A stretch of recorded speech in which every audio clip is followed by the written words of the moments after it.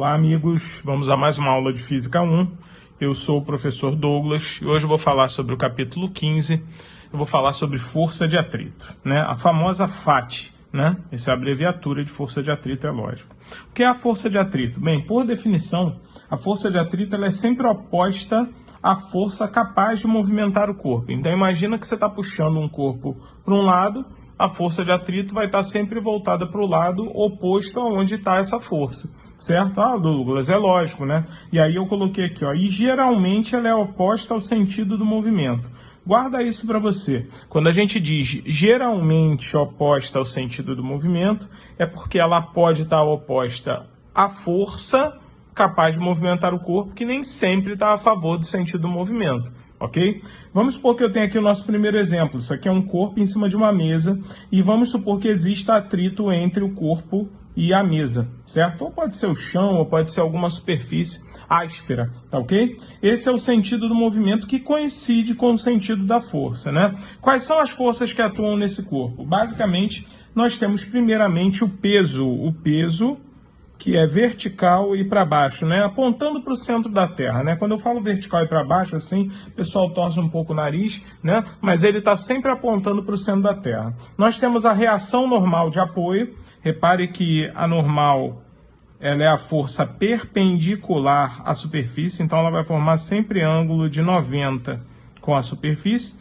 E como a aspereza, né? Como a superfície ela é áspera em relação ao corpo, existe atrito entre o corpo e a superfície. Para onde está o atrito, senhores? O atrito ele está oposto à força capaz de movimentar o corpo. O atrito a gente representa sempre assim, ó, perto da superfície, entre a superfície e o corpo. Está aqui o que nós chamamos de FAT. Nesse caso, a FAT ela coincide com o sentido oposto ao movimento, porque a força ela está no sentido do movimento. Ok, gente? Vamos a alguns exemplos de FAT no nosso dia a dia, né? Nos exemplos da nossa vida, né? Vamos supor que eu tenho aqui uma pessoa andando, caminhando, inclusive correndo, né? É lógico que essa pessoa, quando anda, quando você vai andar, isso é um exemplo simples, basta você fazer isso em casa, né? Enquanto você estiver vendo a aula, é quando você anda. Quando você anda, você joga o corpo para frente, mas a força de atrito, logicamente, o que ela faz? Ela mantém o seu pé no chão. Então você empurra o chão para trás para poder andar para frente. Então a força que você faz, ela está aqui, ó, é a força muscular, né? Vou chamar essa força de F. Ela é a força capaz de movimentar o corpo. E a FAT, pela regra, né, pela definição, a FAT ela tem que estar oposta ao sentido do movimento. Está aqui, ó. É a força que mantém o seu pé grudado ao chão. Essa é a força de atrito. Ok? Repare que nesse caso a força de atrito está a favor do sentido do movimento, né? Ela saiu totalmente daquele caso do geralmente, ok? Então, você repare que a FAT ela está oposta ao sentido da força que movimenta o corpo, né? Vamos supor agora o caso da bicicleta. Quando você anda na bicicleta, é natural que quando você pedale, né? A gente fala andar de bicicleta, na verdade você está pedalando, né? Você está fazendo o seguinte, o movimento na correia. Quando você pedala a roda de trás. E aí você faz a força, senhores, nessa roda para trás, ok? É lógico que a roda, como ela não desliza, apesar dela poder deslizar, tá? Mas como ela não desliza, né, ela simplesmente rola, existe a FAT aqui, ó, dos pneus com essa roda. Essa FAT, reparem, ela está a favor do movimento. Já a roda da frente, senhores, repare que ela não patina, ela também gira. Só que como não há força motora na roda da frente, significa que essa FAT aqui na roda da frente, ela está para trás. Ah, Douglas, eu entendi, eu vou chamar ela de FAT linha, porque ela é diferente dessa outra FAT aqui, tá? Então, reparem, a F está para trás para a bicicleta poder andar para frente. Essa FAT na roda de trás, ela é para frente. Já na roda da frente não existe a força, então a FAT é oposta ao sentido do movimento. Ah, Douglas, então isso é uma regra? É uma regra. Aonde tem força, a FAT é oposta à força. E aonde não tem força, a FAT é oposta ao sentido do movimento, porque essa força roxa aqui da frente, ela tende a fazer a bicicleta parar, ok? Bom, vamos para o caso de baixo, número 3, né? O caso do Fusquinha, né? O Fusca ele tem motor atrás, então a tração é traseira. O Fusca é como se fosse uma bicicleta com motor, senhores, só que ele tem 4 rodas. Então a força é feita na roda traseira. Olha aqui, ó, a força F. É a força que movimenta o carro. Logicamente, a roda de trás tem que ter fate oposta a essa força. Está aqui a força de atrito. Já na roda da frente, senhores, não tem força motora. E aí a fate é oposta ao sentido do movimento. Aqui eu coloquei a fate linha, certo? Diferente dos carros modernos, que têm motores na frente e tração dianteira. É a roda da frente que faz a força. Então, essa força na roda da frente é para trás. Olha aqui, ó. É a força que o motor faz, que no caso do Fusca é atrás. Aqui nesse carro moderno é no motor onde fica na frente, ok? Mas nada impede da tração ser traseira, não. Tá bom? Nesse caso, a fate está oposta à força. Então, na roda da frente, a fate é para frente. Olha que interessante. Já, como não há força na roda de trás, como esse carro só tem tração dianteira, senhores, é porque existe uma fate na roda de trás, contrária ao sentido do movimento. Está aqui, ó. Ela é a fate linha. Correto? Bom, Douglas, tem esse caso aqui, tentei fazer um desenho de um caminhãozinho 4x4. Ele tem tração nas 4 rodas e vamos supor que nessa situação do problema ele esteja usando essa tração nas 4 rodas. Isso quer dizer que vai existir 2 forças, essas 2 forças motoras estão para trás. Por isso que geralmente esse carro é usado em lama, né? Em locais de difícil acesso, né? Onde tem pedra, né? Onde tem que subir uma ladeira muito íngreme, porque você vai precisar da força nas 2 rodas. Sendo assim, você terá 2 fates, e essas 2 fates, reparem, estarão exatamente no sentido do movimento. E elas são, assim, não estou dizendo que elas são iguais, porque cada pneu, conforme o uso, né, ele vai tendo uma pequena diferença no atrito, mas eu já digo que é uma fate, tá? E as 2 estão para frente. Bem interessante cada caso, né? Tração traseira, tração dianteira e tração nas 4 rodas, ok, gente? Bom, amigos, para nós entendermos bem a fate, a gente precisa saber, antes de tudo, que a força de atrito ela é uma força de contato, certo? É necessário que haja contato entre os corpos. Escuta, a força de atrito ela precisa do contato aqui, ó, das minhas mãos, né? Quando eu esfrego as minhas mãos, eu tenho contato entre elas, certo? Logo, essa força de atrito ela depende da força normal, ou seja, ela depende da reação normal de apoio, né? Reação normal de apoio, vou lembrar os senhores, que também é uma força de contato, tá? Diferente do peso, que é uma força de campo. Tá? Então, se a gente for pensar no cálculo da FAT, a força de atrito, a FAT, ela é diretamente proporcional à normal, senhores. E tem uma outra coisa. Para cada atrito, para cada tipo de atrito, logicamente, você vai depender das superfícies de contato, ou seja, do par de superfícies de contato. Por exemplo, as minhas mãos aqui, ó, formam um par de superfícies em contato. Lógico, essa força de atrito, então, depende de alguma outra coisa que é um fator das superfícies de contato. Esse fator, pessoal, é representado pela letra grega mi, é o M grego, ok? E esse mi aqui é o que nós chamamos, pessoal, de coeficiente de atrito. E esse coeficiente de atrito, senhores, depende diretamente das superfícies de contato, ok? Uma outra coisa também que é importante, pessoal, é que esse coeficiente de atrito também depende se vai haver movimento ou se a FAT ela proporciona, né, ela deixa que o corpo se movimente ou não, ok? Por isso a gente vai dar um nome para esse coeficiente de atrito. Ele pode ser chamado de coeficiente de atrito estático, que eu vou chamar de μe, ok?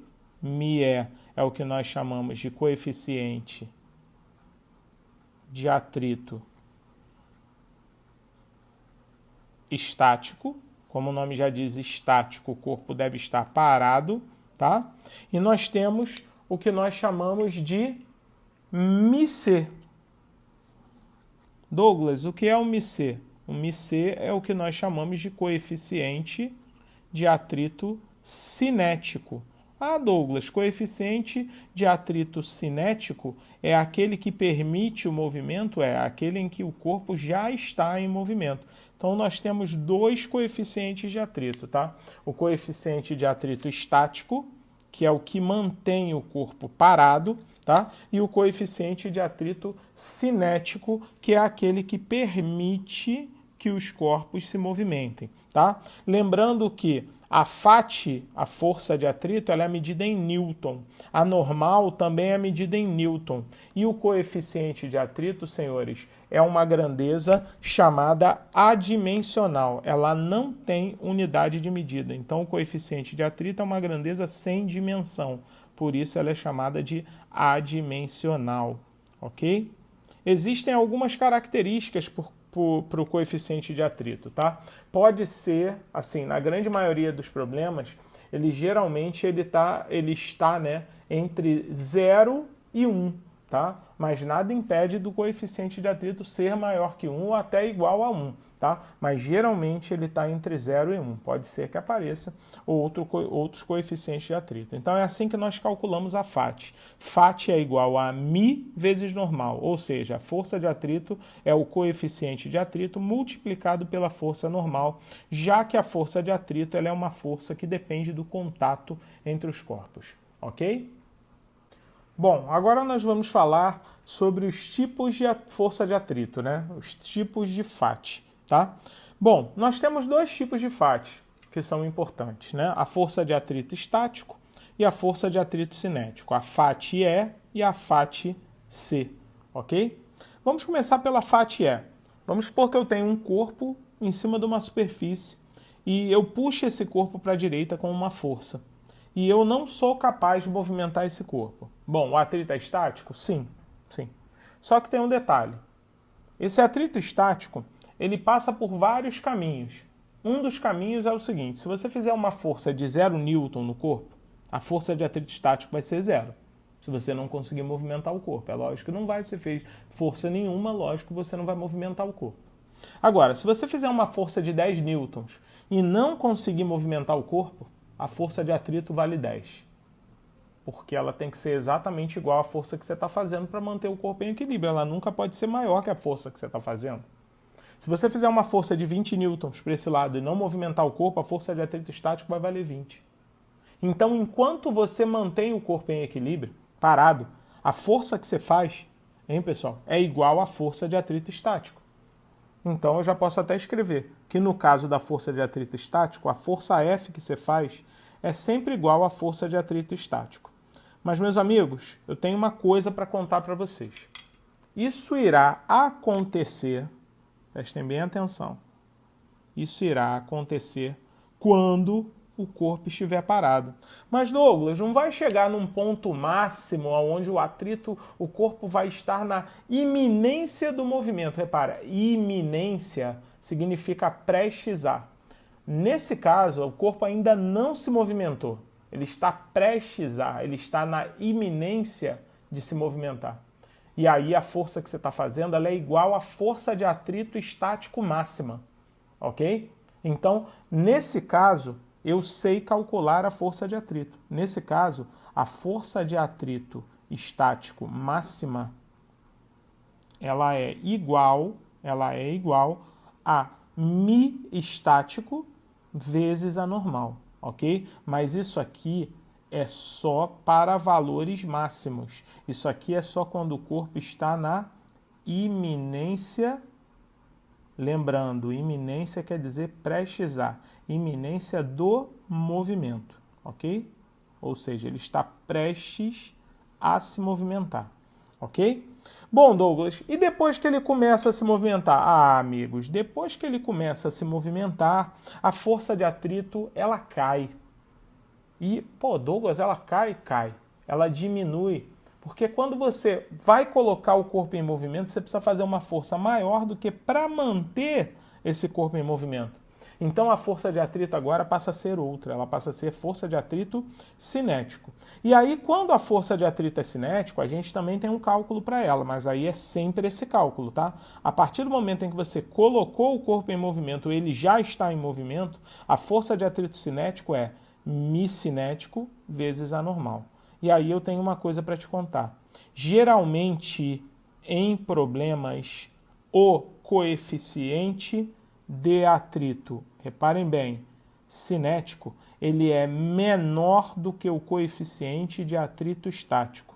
Até porque para colocar o corpo em movimento é necessário uma força maior do que para manter o corpo em movimento, ok? Tudo bem, gente? Deu para entender? A força de atrito estático máxima, ela é maior do que a força de atrito cinético. Isso não impede de que em algum momento você está tentando movimentar o corpo ainda está parado, você passar pela força de atrito cinético e não conseguir movimentar o corpo. É lógico, porque ele tem que passar pelo atrito estático antes, tá ok? Máximo, tá certo? Então vamos lá. Nós temos dois tipos então de força de atrito cinético. Quando o corpo está em movimento uniforme, aí movimento uniforme, nós sabemos as características. A velocidade ela é constante e diferente de zero. Olha aqui, senhores. E a aceleração é igual a zero. E aí, nesse caso, quando o corpo já está em movimento, a força F que você vai fazer, ela vai ser igual à força de atrito cinético, ok? Mas aí a gente tem um segundo caso. O movimento pode ser uniformemente variado. E aí, no movimento uniformemente variado, nós temos uma característica que é importante, né, senhores? A aceleração ela é constante e diferente de zero. E aí, se a aceleração ela é constante e diferente de zero, nós vamos ter uma resultante. Logo, a F será maior que a Φ cinético. E aí, ó, eu digo que F menos Φ cinético, até porque a F é maior que a Φ, né? E aí a força resultante é a F menos a Φ, vai ser igual a massa vezes a aceleração, já que a aceleração ela é diferente de zero. Ok, senhores? Interessantíssimo isso, né? Gente, é muito importante a gente saber isso aí, ok? E aqui agora nós temos uma situação muito importante que é o gráfico da força de atrito, né? Enquanto o corpo ele está lá parado. Vamos supor que nós temos a situação anterior, em que o corpo ele está em cima da superfície, ele está parado, e eu fiz uma força de 0 newton. Quanto vale a força de atrito? Ela vale 0. Ela começa aqui do 0. E imagina que eu vá aumentando essa força de atrito e não consiga colocar o corpo em movimento. Se você não consegue colocar o corpo em movimento, senhores, eu tenho bem uma coisa interessantíssima para explicar para vocês. Observem só.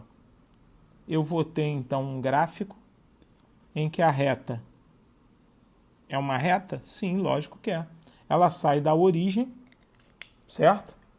E ela vai, olha só o que ela vai fazendo. Enquanto eu tenho um valor de F, eu vou ter sempre um valor de Φ igual ao valor de F, até que eu chegue no ponto máximo, aonde o corpo aqui, ó, ele está prestes a se movimentar, ó. Nesse caso aqui, nesse ponto, nós temos a força de atrito estático máxima, certo? Se eu tenho a força de atrito estático máxima, significa que ele está na iminência do movimento, ou seja, ele está prestes a se movimentar, né? Iminência do movimento, senhores, lembrando que é o momento em que ele está assim, ó, pertinho do movimento. A partir do momento em que eu faço uma força um tantinho maior que a força de atrito estático máximo, começa a atuar o atrito cinético. Senhores, mas aí eu tenho uma coisa também para contar para vocês. Essa força de atrito, ela cai. Até porque o coeficiente de atrito cinético, ele é menor do que o coeficiente de atrito estático. Daí a minha força, senhores, de atrito, ela passa a ser a mesma o tempo todo, né? Já que o atrito cinético, o coeficiente de atrito, ele é uma grandeza que ele pode até mudar com o tempo, mas ele vai permanecer constante. Ele vai ser uma reta paralela ali, né, ao eixo de quem?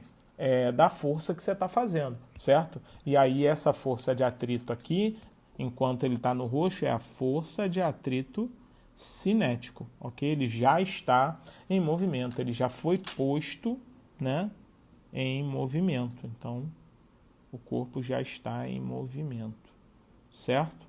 Uma coisa que é importante aqui a gente saber, senhores, é que enquanto o cara não está em movimento, a força F que ele faz é igual a Φ.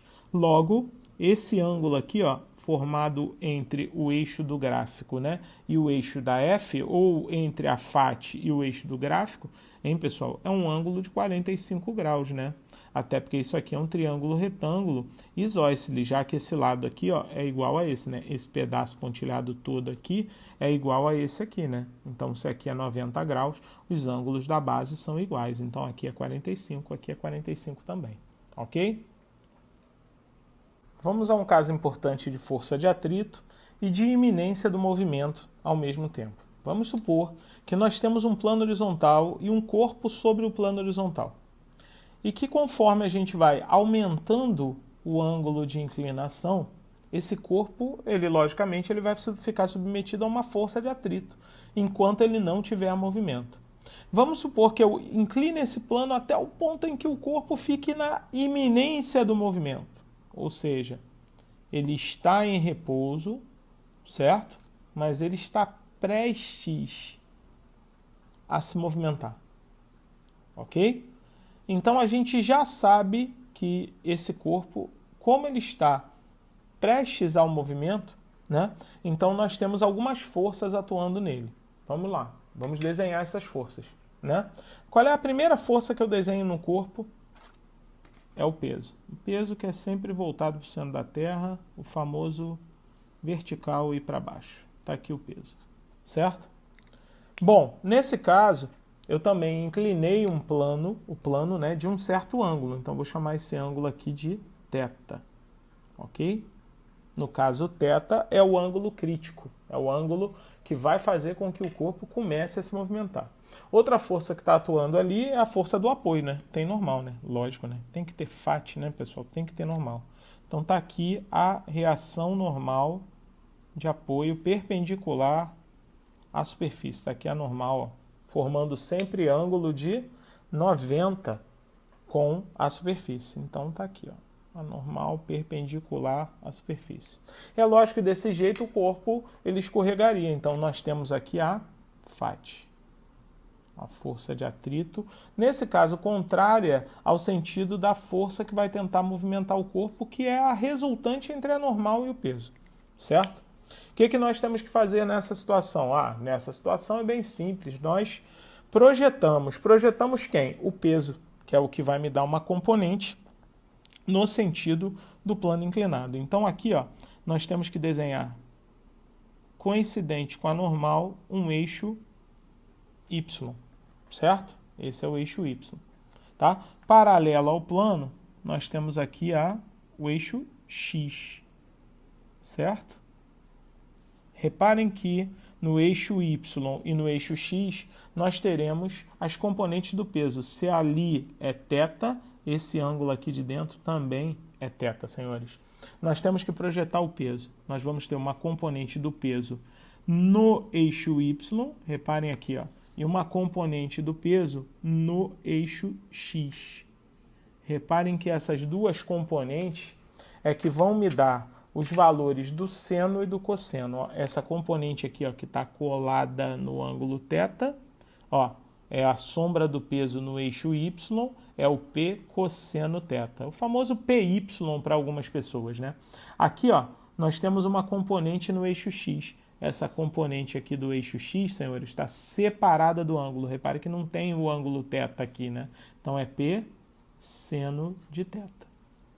Se o corpo está na iminência do movimento, significa que em relação ao eixo X e em relação ao eixo Y, as forças irão se anular.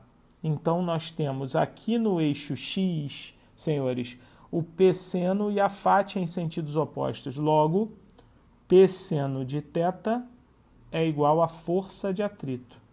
Assim como no eixo Y, nós também temos duas forças opostas, ó, a normal e o P cosseno. Logo, P cosseno, senhores, é igual a normal, né? Bom, eu já reparei uma coisa aqui, ó, como eu sei que φ, a força de atrito, né, é μ vezes a normal, força de atrito, no caso é μ estático, hein? Vezes a normal, já que o corpo está parado, né, e ele está na iminência do movimento, então é o μ estático, tá? Nós podemos dividir uma equação pela outra. Dividindo uma equação pela outra, reparem bem, o peso eu vou poder cortar com o peso, ó. Eu vou poder simplificar. E a normal também, senhores, eu vou poder simplificar. Ó, a normal aqui, ó, eu corto com a normal daqui. Logo, o que sobrou para mim? Sobrou assim, ó, lá embaixo, sobrou da divisão, sobrou assim, ó, seno de θ sobre cosseno de θ. Aqui só sobrou o quê? O μ estático, certo? Senhores, mais seno sobre cosseno, é lógico, né? O μ estático, então, é numericamente igual a tangente do ângulo θ. Essa é uma situação bem interessante para quando ele fala de problemas com ângulo crítico, ou seja, problemas de iminência do movimento, tá certo? O μ estático é igual a tangente, ok? Um grande abraço, senhores, espero que vocês tenham gostado e até a próxima aula. Grande abraço.